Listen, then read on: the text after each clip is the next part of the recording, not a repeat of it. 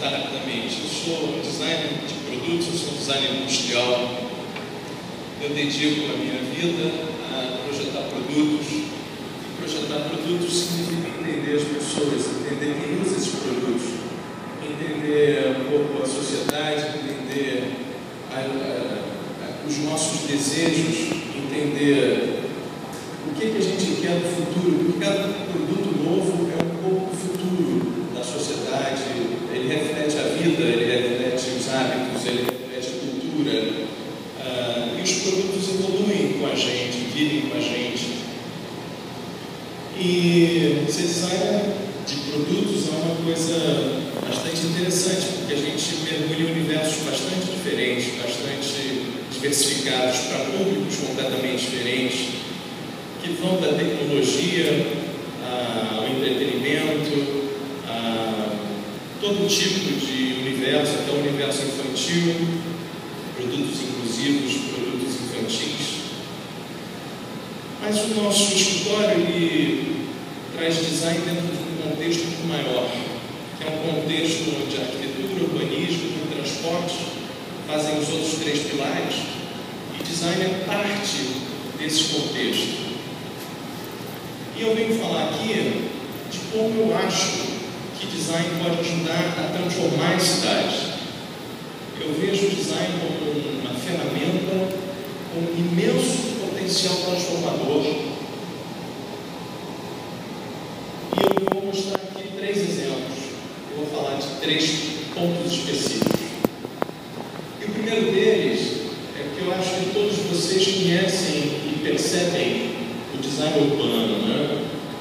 Que são esses produtos que habitam as cidades. As cabines telefônicas, os postes, os orelhões, são o que a gente chama de mobiliário urbano.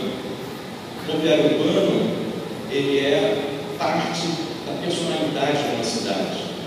O que seria de Londres sem as famosas cabines vermelhas, sem os ônibus de 2 andares também vermelhos, o que seria Curitiba sem os tubos, Paris sem as famosas entradas de metrô desenhadas por Guimard, Bilbao, a versão mais moderna, projetos de Norman Foster.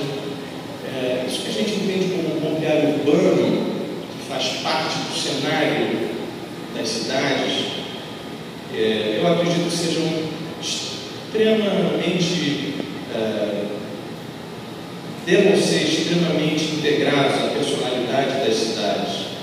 E um pouco disso a gente já fez, né? Até aqui no Rio, no projeto do Leblon, onde o próprio mobiliário é parte do projeto arquitetônico e urbanístico, no projeto da Orla, agora em Aracaju. Mas, recentemente, nós participamos de um processo em São Paulo para a escolha do novo mobiliário urbano de São Paulo.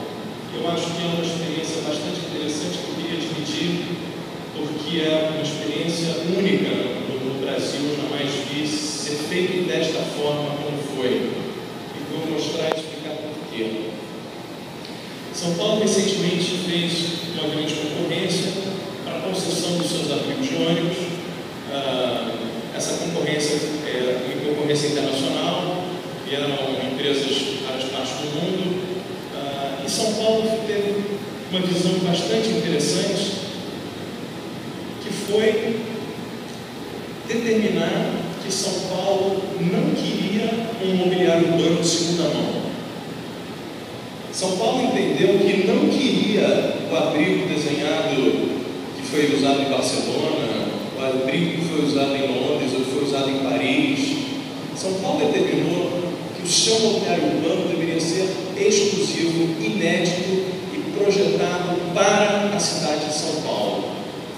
Eis aí uma grande inovação que eu nunca tinha visto acontecer no Brasil e nos obrigou, no início do projeto, a mergulhar na leitura da paisagem urbana da cidade e entender o que poderia ser um mobiliário específico, inédito, criado diretamente, especialmente para aquela cidade.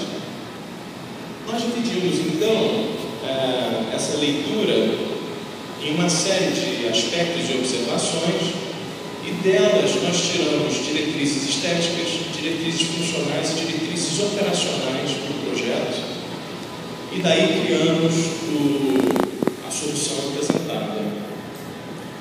Então, vou mostrar rapidamente essa metodologia, porque acho que é um grande exemplo para outras cidades. Estudando São Paulo, evidentemente que a gente não precisa ir longe para entender e verificar a megalópole de imensa diversidade, novos contrastes, contraste econômico gritante, contraste étnico e cultural. São Paulo é um popurrí de povos, de culturas, de imigrações diversas.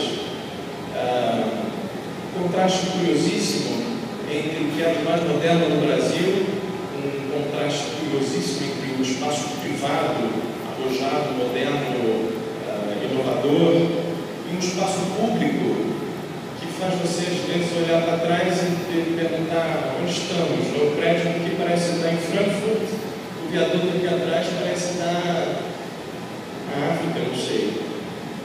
Um contraste também interessante entre as zonas residenciais e as zonas industriais. São Paulo vem se autoconsumindo, e as antigas fábricas, os antigos galpões habitam e coexistem com ainda residências, quase lado a lado. Isso faz com que aquele trânsito São Paulo seja tão maluco. Você tem um número imenso de caminhões que estão saindo desses galpões, que estão espalhados pela cidade inteira, e esses caminhões cruzam as ruas e avenidas como se estivessem passeando, né? Outro ponto único também, a dimensão, a escala urbana de São Paulo, que evidentemente é uma coisa quase única. São poucas cidades do mundo que têm uma dimensão tão surpreendente, e de novo um contraste entre essas imensas rodovias urbanas que se criaram e essas pequenas ruelas.